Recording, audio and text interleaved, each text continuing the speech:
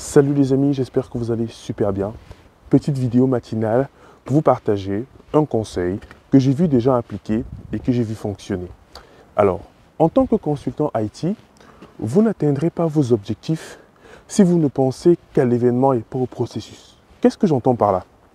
Hier, j'ai échangé avec un apprenant qui a fait notre bootcamp DevOps, la promo en 2021. Et il m'annonçait qu'il était devenu freelance. Donc, félicitations Denis. Et lors de cet échange-là, il m'a fait comprendre que le bootcamp a joué un rôle essentiel, notamment dans sa montée en compétences. Et ce n'est qu'il y a de cela quelques mois qu'il est vraiment passé freelance et que sa candidature a été acceptée chez les clients. Denis était développeur Java. Et désormais, il est maintenant freelance dans le DevOps.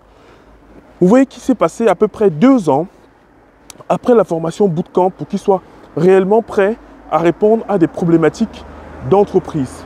Et c'est ça en fait que j'appelle le processus.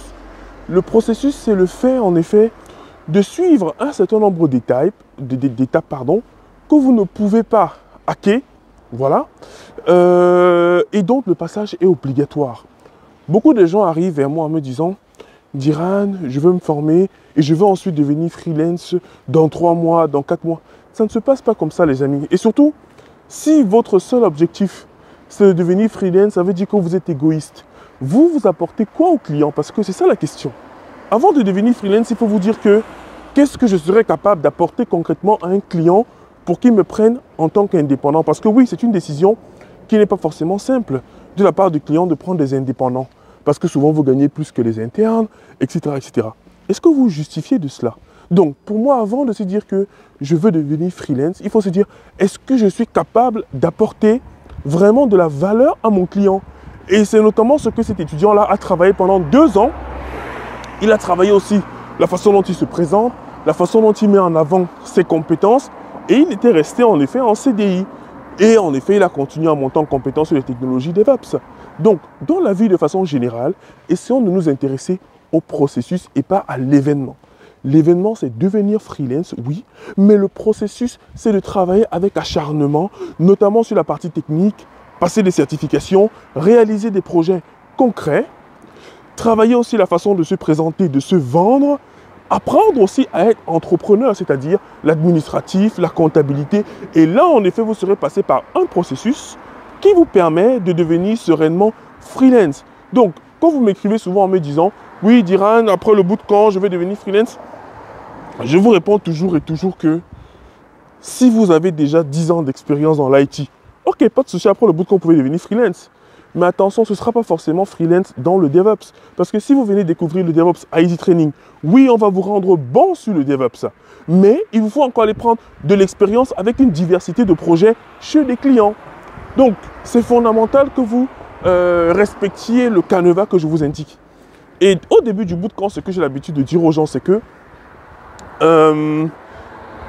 avant le 2e mois, avant la fin du 2e mois, ou alors avant le début du 3e mois, ne passez pas encore les entretiens, tout simplement parce que vous n'êtes pas prêt.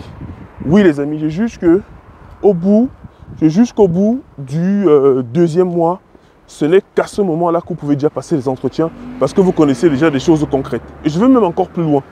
Ne passez les entretiens DevOps qu'après avoir terminé le bootcamp, le mini-projet et le projet fil rouge. Le problème, c'est que dès le premier mois, les gens, quand ils font le bootcamp, ils commencent déjà à voir les premiers résultats. Ils vont directement sur LinkedIn, ils mettent sur leur profil Cloud et DevOps. Et je leur dis qu'ils gâcheront simplement des opportunités qu'ils auraient pu en effet saisir lorsqu'ils allaient terminer leur cursus.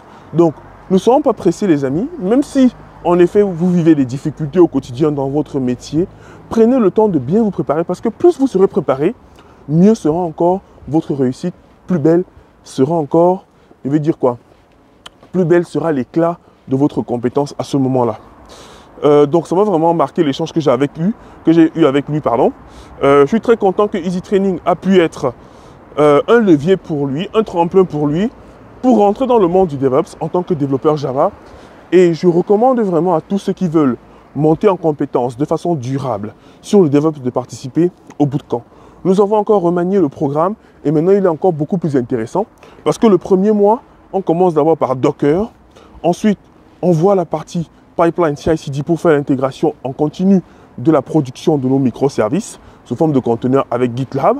Ensuite, le deuxième mois, on voit Jenkins pour voir une autre façon de faire nos pipelines CI/CD. Et ce même mois-là, nous voyons également la partie Terraform pour voir comment déployer, délivrer notre infrastructure et notre application dans le cloud. Et enfin, le dernier mois, on travaille sur Ansible et Kubernetes pour asseoir la maîtrise de l'infrastructure au sein d'un système d'information. Donc, je pense déjà que si vous arrivez en effet à terminer ce bootcamp, à faire l'ensemble des mini-projets et le projet Fil Rouge, vraiment, à mon humble avis, avec quelques mois encore d'expérience sur le terrain, vous serez fin prêt à devenir freelance. Et le prochain bootcamp, ça tombe bien, il débute en janvier. Donc on vous attend très nombreux. Beaucoup de choses à vous apprendre. Vous allez découvrir des formateurs encore plus doués que moi. Parce que quand je le dis souvent aux gens, ils pensent que je raconte des bêtises. Mais j'ai échangé avec la promotion 15 qui a fini là. Et bien ils m'ont dit qu'il y a des formateurs qui sont beaucoup plus doués que moi. Voilà. Et vous allez les rencontrer, ils sont très sympas. Et moi je vous dis, passez un très bon week-end. Ici, là où je suis, il ne fait pas très beau. Et j'espère qu'il fait beau là où vous êtes. Allez, c'était Diran Tafen, votre formateur passionné. Et je vous dis à très bientôt dans le bootcamp DevOps. À janvier.